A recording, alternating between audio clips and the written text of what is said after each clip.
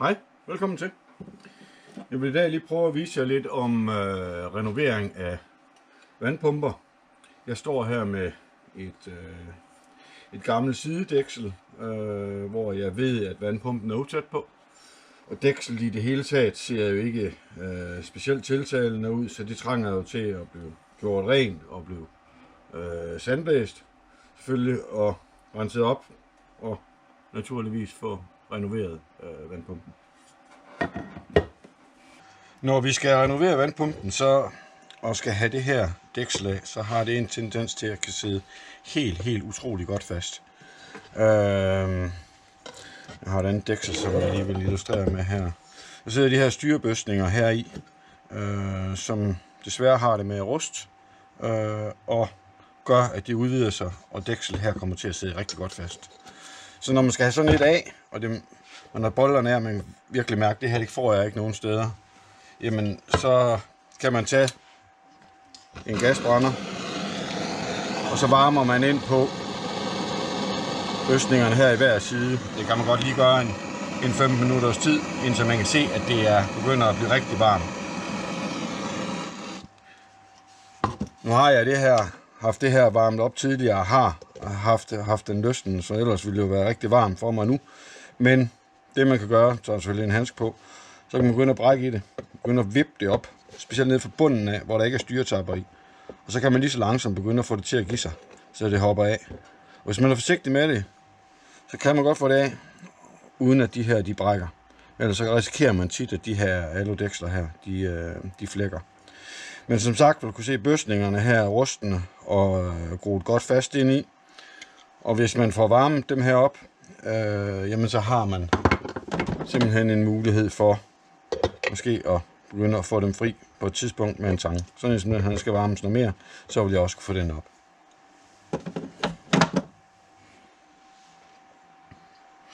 Men ellers så er vi inde ved selve vandpumpen, inde ved møllehjulet, inde ved impelleren herinde. Og det vi så skal have nu, det er, at vi skal have den her lille skrue af, som sidder her og holder hjulet på plads. Og for at gøre det, så vil jeg foreslå, at man tager dækselet her og eventuelt sætter op i en skruestik, hvor man lige klemmer omkring akslen herom, imens man løsner bolden. Jeg har nu et dæksel, som jeg lige sætter ind i min skruestik her, spænder forsigtigt til. Og tager så her min nøgle på, og kan få løsnet bolden.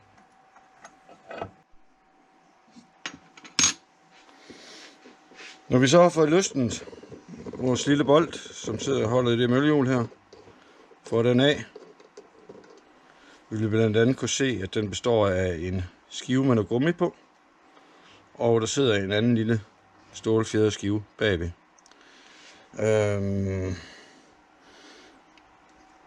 Det er vigtigt, at vi bevarer den her type bold.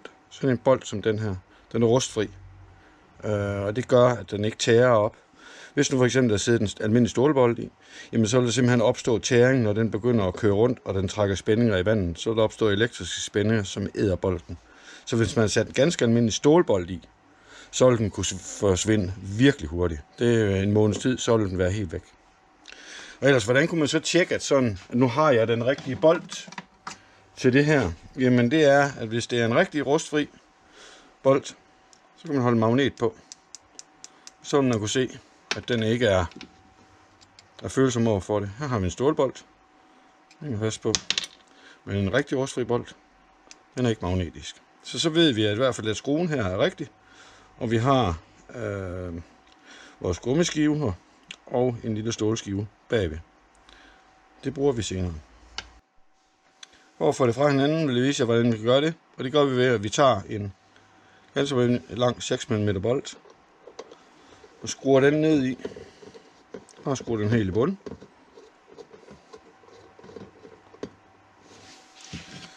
Så kan vi tage vores dæksel lige ved at lægge op på et par træklodser eksempelvis.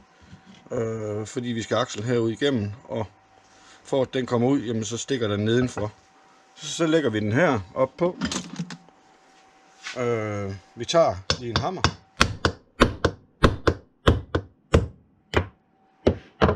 Og så kan vi slå den ud.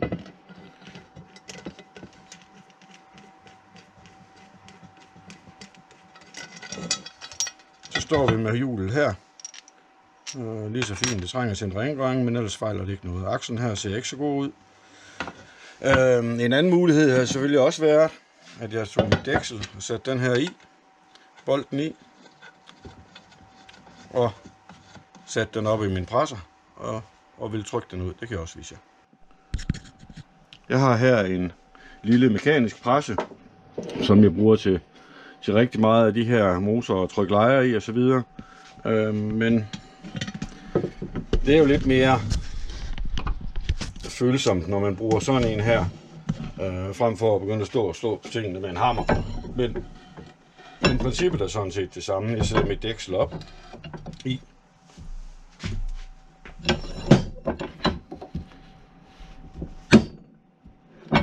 Og trykker min aksel ud.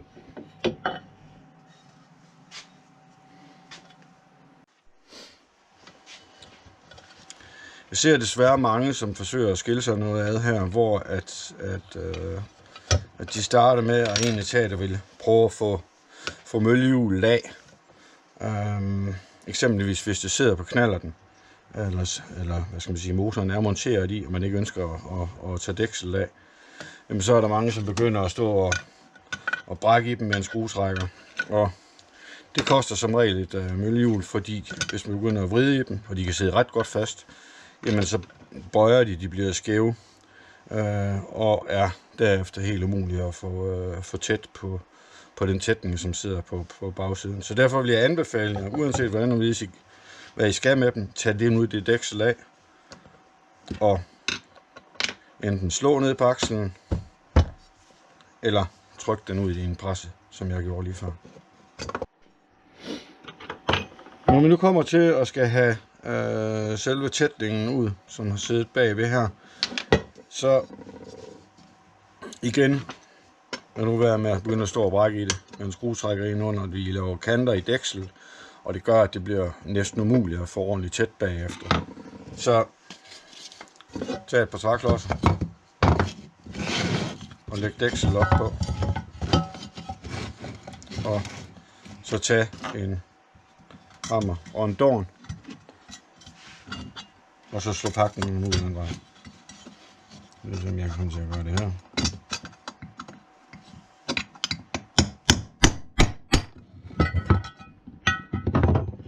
Sådan, så er den slået ud. Og vi har en pakdåse tilbage der i også, som vi så tager den anden vej igennem. Sådan her. Så har vi et dæksel, som er helt afmonteret for det hele. Nu kan man så gøre det rent, og lægger pænt til, at vi så kunne sætte nogle nye tætninger i. Det gør vi så i et andet dæksel, fordi det her, det skal jeg have, skal jeg give en tur med en sandblæser.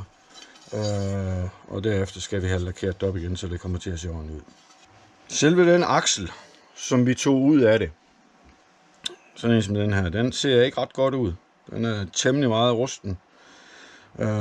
Der kan jo også være meget slør i dem. Nu må man høre sådan en som den her. Den larmer en del, hvis I kan høre det. Og akslen er faktisk temmelig meget rusten. De kan godt være lidt rustne, det sker der ikke noget ved. Men problemet er, hvis den er rusten helt ned i bunden, som den aksel er her, hvor vores tætning den sidder hernede. Den her tætning, den vil simpelthen gå til, og vil ikke være slut tæt. Den her, den skal jo slutte tæt ind mod gearkastdelen, altså ind hvor vi har olie. Så den her, den tætner, for olien ikke løber ud gennem akslen og ud af det drænhul, som sidder i bunden af dækselet. Hvor at der måske eksempelvis, hvis nu at den også var utæt på vandsiden, vil komme vand ud af det her. Sådan som den her, jamen, den har helt tydeligt været utæt. Nu vidste jeg jo også, at den er utæt, men det må virkelig se, at akslen har taget skade, den er rusten. Og oven i købet er der måske nogen, der har forsøgt at lukke det drænhul, der sidder hernede i bunden på sådan en. Så at vandet er blevet presset den her vej ind og ind i gearkassen, på grund af tætningerne er utæt. Den lille pakdåse, der sidder her, den kan ikke holde vandtrykket inde. Så hvis vandpumpen bliver utæt, jamen så vil det komme igennem vores tætning, som sidder her, rive ind i akslen og løbe ind i gearkassen. Og så skader den jo gearkasselejer og alt, hvad der sidder derinde. Så vi er nødt til at kigge efter, hvordan ser de her aksler ud. Er der meget slør i dem, og larmer den meget. Der må gerne være lidt slør i dem, det sker der ikke noget ved. Det kan de godt køre med. Men her kan du se, her har jeg en anden aksel, som også har noget rust på. Og den her kan få en tur på stålbørsten, og så vil den faktisk blive fin igen. Men det, der er vigtigst med sådan en som den her, det er, for det første, der er en, så er det ikke ret meget slør i en. Lejerne, de lyder godt. Og så har han ikke taget skade på det sidste stykke herinde, hvor pakdåsen skal sidde. Ligesom den her, den har. Så den her aksel, den kan vi faktisk godt bruge igen, selvom den er rusten. Den kunne så lige få en tur på stålbørsten nu her, og blive ren og lækker. Men den vil igen bestemt kunne bruges igen, og lejerne, de lyder rigtig fint i den. Jeg står nu her med akslen, efter at jeg har pudset den af, og vi kan se, der er lidt tæringer i den. Men hvor at vores møllehus skal se fast herude på flancen herude, der er den faktisk rigtig fin. Og det vil sige, at sådan en som den her, jamen, den fejler ikke noget i lejerne. Der er en anelse slør i den, det må den gerne have. Men ellers er den ensat fin, og den er fin inde, hvor vi skal have vores tætning på. Så den her har jeg faktisk valgt at sige, den kan vi godt bruge igen. Den er good to go. Selve impelleren, eller møllehjulet, vandpumpehjulet, eller hvad vi skal kalde det, der sidder en tætning på bagsiden, som vi lige skal have pillet ud af den. Nu skal vi så have det her gjort rent og pænt. Men det er meget vigtigt, at man lige tager og får skrabt ud, så den er helt fuldstændig klinisk ren. På bagsiden, der var der taget ny tætning i igen. Der kan ligge rigtig meget i og tæringer.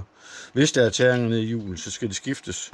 Men sådan en som den her, den er faktisk rigtig pæn i sin tætningsflader i den. Der fejler ingenting, enten at den bare lige skal gøres ren. Jeg har nu fået gjort det rent, og det er blevet pænt. Der er ikke nogen tæringer eller grader eller noget som helst andet på impelleren her. Så den her, den er fin og klar til at bruge. Når vi så skal samle det her, så er der jo selvfølgelig lidt, der skal sættes i igen. Når vi nu skal have sat det her sammen igen. Og der er jo så selvfølgelig et nyt tætningssæt, som vi skal have monteret. Og vi skal have monteret en ny pakdås i vores dæksel. Og til at pakdåsen, nu skal vi sætte den i her fra bagsiden af. Og den skal vende med fjedersiden ind mod. Det er altid fjedersiden her, der tætner ind mod gearkassen, fordi den skal tætne for, at der ikke løber olie ud inden for gearkassen af. Så jeg vil nu montere min pakdåse, og til det der har jeg så lavet et lille værktøj, som gør det nemmere for mig, hvor jeg har en lille dårn, jeg sætter den på med, sætter den ned i, sætter den ned i mit dæksel, og jeg slår den ned på plads. Så sidder den her nede lige så fin. Min pakdåse, den er jo nu monteret, og nu skal jeg så også have min aksel i. Når man skal sætte den igennem her, så kan det altid være en god idé lige at give den en anelse fedt, så vi ikke opstår rivninger ind på pakdåsen.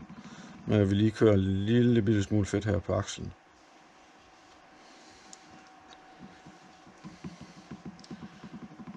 Og sætter den forsigtigt ned igennem vores pakdåse her, uden at vi kan se, at vi laver skade på den, eller fjederen hopper af.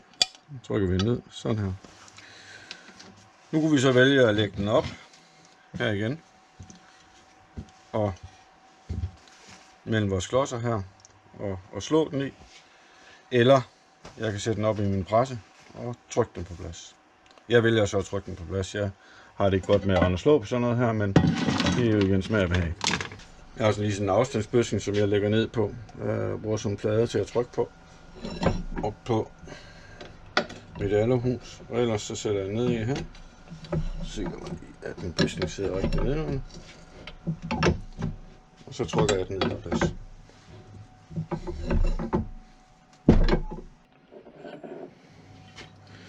Sådan sat ned, trykker det i bunden og sidder helt rigtigt. Og man skal altid sørge for også, hvis man vælger at slå den i, men det er, at man er sikker på, at den er i bunden. Og det er, at den skal være helt nede og være lige med kanten her. Så den må ikke stikke ovenfor. Jeg skal nok vise jer hvorfor. Jeg skal være helt sikker på, at den her den er kommet i bund. Nu når vi har trykket aksen i, så er vi kommet til, hvor vi skal have sat vores tætning i. Og de tætninger, de er født med sådan en silikone gummi fuge, der ligger rundt på den. Det er ikke altid det er nok. Jeg vælger altid lige at køre en ganske tynd silikonfuge rundt, lige og lægger den der i kanten. Og det gør jeg, fordi at nogle gange ser jeg desværre, at de her dækser, de har været udsat for lidt brutalitet førhen, og måske nogen har forsøgt at vride sådan en her op med en skruetrækker ind under, og så videre, der kommer mærker i. Så får vi sikre os, at det er tæt, så lægger jeg den her lille fuge rundt her. Når jeg så skal sætte den ned på plads, så er det ikke noget med at begynde at slå på den med en dorn eller et eller andet. Nej, du finder noget, der passer ned over den. Her har jeg eksempelvis et rør, som jeg har lavet specielt til, når jeg monterer dem her, som kan gå ud og gå ned og trykke på den flanke her hele vejen rundt. Sådan her. Hvis du ikke har de samme muligheder, som jeg har lavet specialværktøj til, så kan du bruge en top fra et topnålsæt. Sikre dig, at den lige kan gå ned over den her, uden at du begynder at trykke på selve tætningen og fjederen herinde i, men at den går ned og rører ved flanken. Du kan selvfølgelig slå den i jo, men når du gør det, skal du være meget opmærksom på at få den til at køre lige ned hele vejen rundt.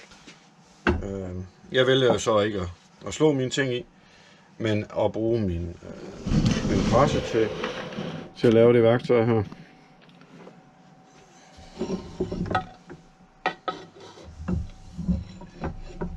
Og det vil sige, at jeg er lige inde og sikrer mig, at det her det sidder lige.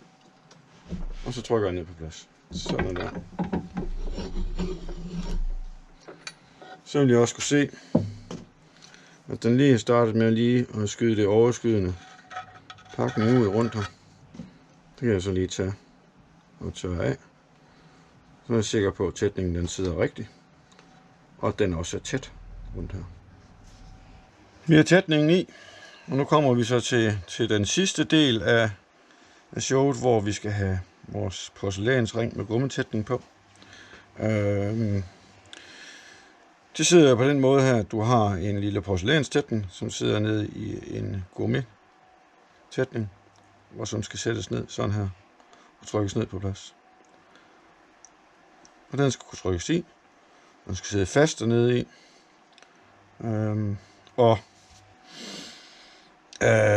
Igen, der skal man være sikker på, at der ikke er tæringer, grater eller fejl rundt i den, som gør, at den ikke slutter sig tæt, når jeg sætter den her gummipakning ned i den. Hvis den gør det, hvis der er, I kan se, der er nogle skader dernede i, så er I nødt til at enten skifte det ud. I kan også godt i nødstilfælde måske lægge en lille bitte silikonfuge rundt. Men igen, ikke noget, der må sprøjte ud over det hele, når vi er færdige med det her, fordi vi skal ikke have noget ud på de andre tætninger. Så, men det kan man gøre. Jeg vælger ikke at gøre det her, fordi jeg vil helst have noget, der bare er 100% tip top. Men igen, nu er den sat i, og vi er klar til at sætte den på. Vi skal lige være sikre på, at det er fuldstændig ren her rundt. Og nu er vi så klar til at sætte den ned over vores aksel. Nu er det her jo pænt og i orden og gjort ren, og det går faktisk rigtig fint sammen. Jeg kan se, at jeg kan sætte den lige så fint nedover. Nu skal vi så have vores skruedel i, og der må jeg så sige, lidt en anbefaling, at det her det består jo af 3 dele, og det er vigtigt, at I har alle 3 dele. Bolten, og den her skive, som sidder her, og det er svært at se, men det er en skive, som er buet. Det er simpelthen en lille bølgeskive, som skærer sig op i bolten, og som skærer sig ned i pakningen her. Og det her, det er så en skive med gummipakning på. Og der skal gummitætningen jo så være hernede imod. Jeg vil anbefale, at man sætter en ny på, så er man sikker på, i hvert fald at det er i orden med en ny tætning her. Hvis man ikke har den, jamen så kan du gøre det, at du tager en lille bitte smule silikone og lægger rundt her omkring bolden.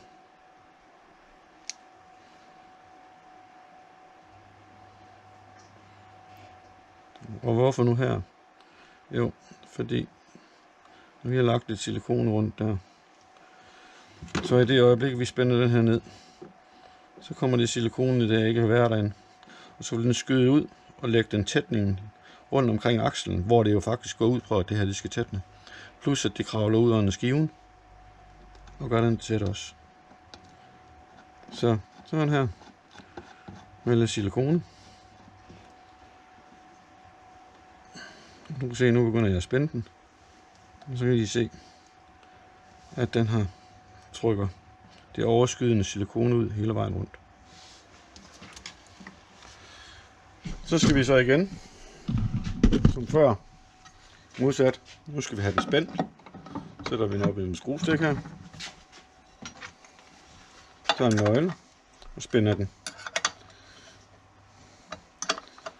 Og den her, den spænder i 10 newton. Sådan her, nu har jeg spændt det. Og tingene er sat pænt sammen her. Så slutter jeg lige af med lige at tage min skruetrækker her. Og køre rundt. Og lige tage den overskydende pakken, der ligger her, så vi ikke har det til at ligge og ræse rundt i motoren bagefter.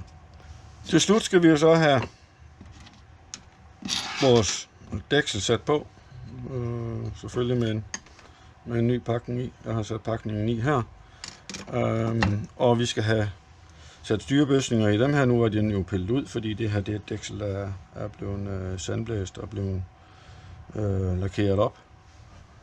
Og der vil det altid være en god idé lige at tage noget fedt eller noget, eksempelvis noget guldfedt, og sætte omkring bøsningerne, når I sætter dem i igen. Og så risikerer I ikke, at det hele det sidder fast, og man ikke kan skille det ad en anden gang. Så hvis det nu skal fra hinanden igen en gang, jamen så er det her ikke rustet sammen. Så sidder det lige så fint sammen.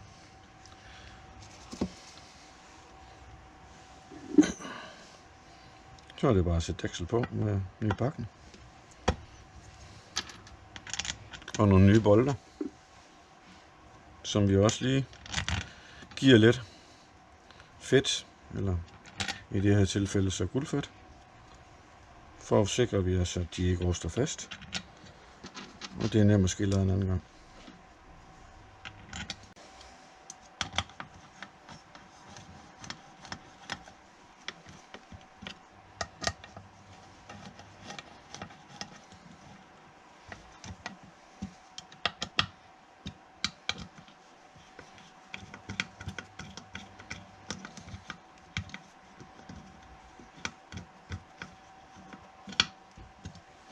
Sådan her.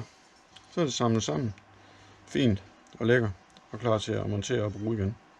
Som jeg sagde tidligere, så er det meget vigtigt, at vi får sådan en aksel, som den her trykket ordentligt i. Jeg står her med en aksel, som ikke har været sat ordentligt i. Ikke har været trykket i bund. Eller, lad os sige, der er måske nogen, der har glemt, eller de har været for nære og ikke sat en ny pakning i rundt. Det er vigtigt, at man altid har pakken i her. Fordi den aksel her, den ligger så tæt op af blokken. Så sådan en som den her, den kan man se lige så tydeligt på akslen, hvordan den har taget skade i enden. Der er en kæmpe krat på den. Det er sket fordi, at når det sidder inde i blokken her, så sidder den her aksel opad, hvor man har sit drev på. Hvis ikke den her afstand er korrekt, for eksempel hvis pakningen er væk, eller man ikke får den her ordentligt i bund, så ligger den aksel og kører deroppe af. Og fræser den simpelthen rundt på den stålaksel, der kommer ud af blokken. Så sker det, at den her den går til. Akslen den er helt blå. Når det sker her, og det kører rundt her, så bliver det drønvarmt. Så er den stift, der sidder igennem her, den går ud og smelter det her plastikhjul i stykker. har set rigtig mange gange nogen, der ikke har samlet det her rigtigt. Og lige pludselig, så er det her drev udlagt. På grund af, at den har ikke siddet rigtigt, eller man ikke har haft pakningen i. Men altså, tolerancen heri har været forkert, så aksen har lagt op af den her. Så brænder den her plastikhjul i stykker. Og så er man på skideren, og så har man en køling på sin motor. Det var det. Renovering af en vandpumpe, hvordan I gør det. Håber I kan finde ud af det, og bruge den her video til noget. Ellers så kan I skrive til mig. Nu skal jeg gerne svare på jeres spørgsmål.